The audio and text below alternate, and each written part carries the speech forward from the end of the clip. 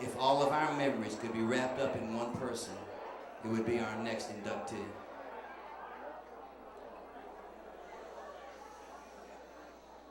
He brings tonight the Myrtle Beach days. Remember these? You remember Cadillac. When Budweiser and Pabst, beach balls and baby oil, PJ and blondes were our daily diet. He hails from Myrtle Beach. He's a part of our history. He touched on all of us when he wrote the book, Greek Boy Growing Up Southern. Yes, give him a round of applause right there. You know who it is. There's going to be no secret. To all of us who were there in all of those times, we can relate to every single paragraph. To write a book of this nature, you have to be a romantic. You have to love the subject matter. This man does just that. I am pleased to announce that our honorary inductee to the Hall of Fame for the year 2002 is Dino Thompson.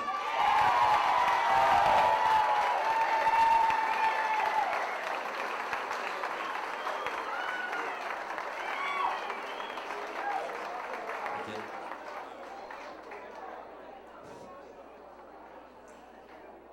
They're not putting me in because of my looks or my dancing. But I was there when, from 46 to 60, I lived over top of a restaurant, 100 yards from the dancing area. And so I saw all of you folks who were a little older than some.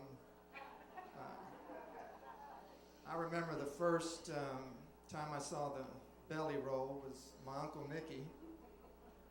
The second time, he walked me down to the pavilion, and I was watching Harry Driver, and he said, if you can dance, it says something good about you. And I think that's what it says about all y'all.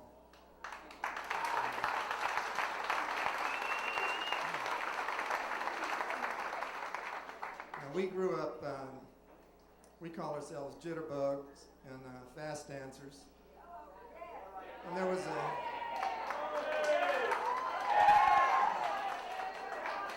was a few of us who tried to do the dirty shag, and that's what we were called, dirty shaggers. And there's a bunch of them in here that were probably arrested for dirty shag, and Eddie's probably one of them. But the dirtiest of the dirty shaggers was a guy named Rubber Legs, and I don't know his name. I don't think he has a name. And we all grew up dancing, little kick-step dancing. We didn't do the shuffling. And the reason we did that is because we wanted to stay as close to the girl as possible, because back then the only way to touch a girl from the waist down was to dance with her. So we all grew up dancing like this, and we didn't get too far away. We just kind of... That's about as far away as we got. Every turn we were about 8 inches away,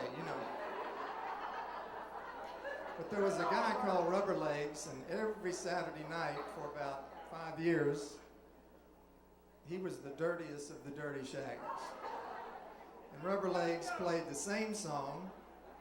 He played Havana Moon. It was on the other side of Brown-Eyed Handsome Man. Real slow kind of a calypso song. And he would punch that song, and he'd walk up the line, and he'd start looking for a girl. And of course, the local girls started ducking, and they weren't going to dance with him. So he'd find some little West Virginia blonde, looked like she was poured into her shorts, with little cat-eye makeup, little top, and he'd lead her out there to the floor, and he'd start cool. He'd do about 2 turns, and then he'd start doing that rubber leg thing, and there was one policeman that worked the pavilion beat, Officer Thorpe, and when he heard Havana Moon, it didn't matter if he had a Chuco mugger in his grasp, he came running because he was going to stop this damn dirty dancing.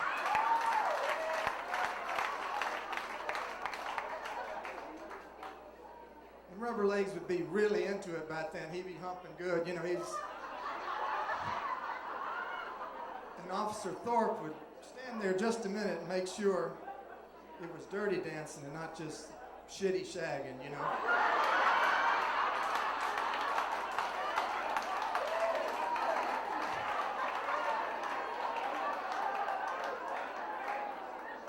And he'd slip up on rubber legs and he'd grab one hand, whip it behind him, and put a handcuff on him, but rubber legs would just keep, you know, he'd keep dancing and he'd lead him off the floor and like a dog humping air, you know, rubber legs would come. And they'd lead him off in a patrol car, and while they were leading him off, Harry Driver and my Uncle Nicky and Spider and old Dick Webb and them would take up a collection, start collecting dollars, and we'd stuff it in rubber legs pants. It was a $25 fine for dirty shagging. He'd go to the police station, he'd pay his fine, an hour and a half later he'd be back. You know.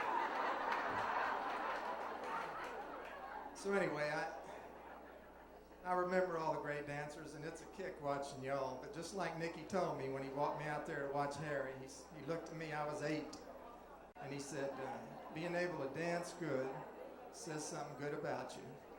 So.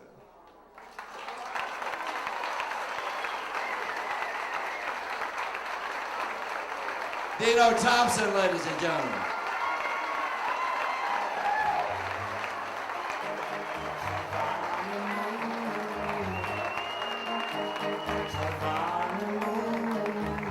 I gotta tell you a story real quick. We went to dinner the other night. This will take a moment.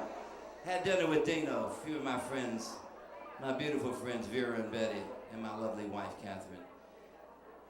He said, some lady stopped me the other day and said, Dino, God, I love that belt. Do you mind if I tell this story? Okay. He said, I love that belt. Step out just a little bit, Dino. Just step out just a little bit and show me your belt. All right. She said, that's a lovely belt. Where did you get that belt? He said, ma'am, I think it was up there at the store up here on Main Street or something. She said, you know, that's the first time I've ever seen a belt buckle from the side. Is that not true, Dino? Now, here's his answer. He says, please forgive me on this. Now, all you girls, you have to forgive me. He asked the lady, are you a true blonde? It had to be there. Dino Thompson, welcome to the Hall of Fame. Thank you very much. Thank you for all your history.